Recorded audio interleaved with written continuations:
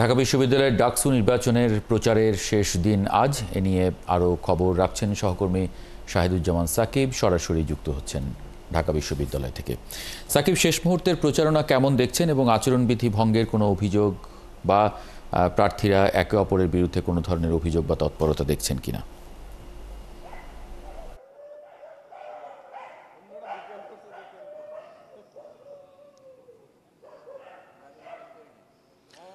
মাহবুব, কিছুক্ষণ আগেই অর্থাৎ রাত 11টা বাজার সাথে সাথেই কিন্তু আনুষ্ঠানিকভাবে ঢাকা বিশ্ববিদ্যালয়ে কেন্দ্রীয় ছাত্র সংসদ নির্বাচনের যে প্রচারণা তার সময় শেষ হয়েছে। তবে এর আগে আজকে আমরা দেখেছি সারাদিন বেশ উৎসবের সাথেই কিন্তু প্রার্থীরা তাদের প্রচারণা চালিয়েছেন। তারা হলগুলোতে যেমন গিয়েছেন, ফ্যাকাল্টিগুলোতে গিয়েছেন, পাশাপাশি শিক্ষার্থীদের সঙ্গে তারা আসলে বেশ ভালোভাবেই মেশবার চেষ্টা করেছেন। তাদের সবার নির্বাচনী যে ইশতেহারগুলো এর আগে তারা দিয়েছেন, সেই ইশতেহারগুলো ব্যাখ্যা করবার চেষ্টা করেছেন। শিক্ষার্থীদের কাছে ভোট চাইছিলেন তারা আজকে, এবং অনেক প্যানেলের প্রার্থীরাই কিন্তু আজকে সারাদিনে আমাদের সঙ্গে কথা বলেছেন।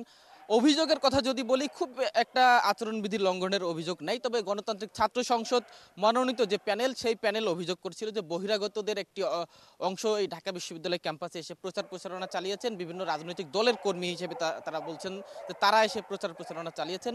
নির্বাচন কমিশনকে জানানোর পরও এর কোনো প্রতিকার না পাওয়ার কথা তারা জানিয়েছেন। এছাড়া আজকে সারাদিনে যদি একটু বলি যে বটতলায় জাতীয়তাবাদী ছাত্র দলের মনোনীত প্যানেল তারা শপথ বাক্য পাঠ করার মাধ্যমে তারা আসলে তাদের নির্বাচনের যে ইশতেহার সেগুলো আরও একবার পুনর্ব্যক্ত করেছেন। শিক্ষার্থীদের জন্য তারা কি করতে চান সেগুলো জানিয়েছেন। এছাড়া ইসলামী ছাত্র শিবির মনোনীত প্যানেল তারা কিছুক্ষণ আগেই সংবাদ সম্মেলন করেছেন।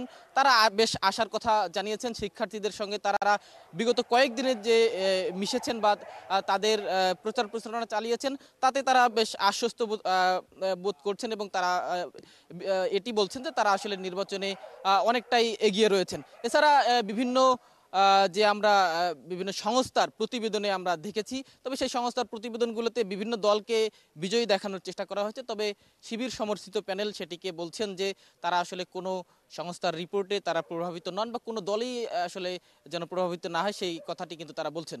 এছাড়া আজকে বাম জোটের যারা প্রার্থী রয়েছেন তারাও সংবাদ সম্মেলন করেছেন। তারা বলছেন যে স্বাধীনতা বিরোধী শক্তিকে যেন শিক্ষার্থীরা ভোট না দেয় সেই আহ্বান কিন্তু তারা করেছেন। ছাত্রদল বলেছেন যে তারা যদি বিজয়ী হতে পারেন, তাদের প্যানেল যদি বিজয়ী হয়, তাহলে সব পথের প্রার্থীকে শিক্ষার্থীকে নিয়ে তারা ক্যাম্পাস গড়তে চান। ছাত্র শিবিরের প্রার্থীরাও কিন্তু সেই একই বার্তা দেবার চেষ্টা করেছেন। নারীদের বিষয়ে তাদের কথা যে তারা নারীদেরকে নিয়েও আসলে কাজ করতে চান। ছাত্র শিবিরের বিরুদ্ধে অতীতে নানা সময়ে যে অভিযোগ ছিল, তারা আসলে নারীদেরকে নিয়ে কাজ করতে চান না, বা নারীদেরকে তারা খুব একটা স্পেস দিতে চান না, সেই অভিযোগগুলো তারা আসলে উড়িয়ে দিয়েছেন। আজকে বলেছেন তারা নারীদের বিজয়ী হলে নারীদেরকে নিয়েও তারা আসলে ক্যাম্পাস গড়তে চান। অনেক ধন্যবাদ শাহিদুজ্জামান সাকিব, যুক্ত হওয়ার জন্য ঢাকা বিশ্ববিদ্যালয় থেকে।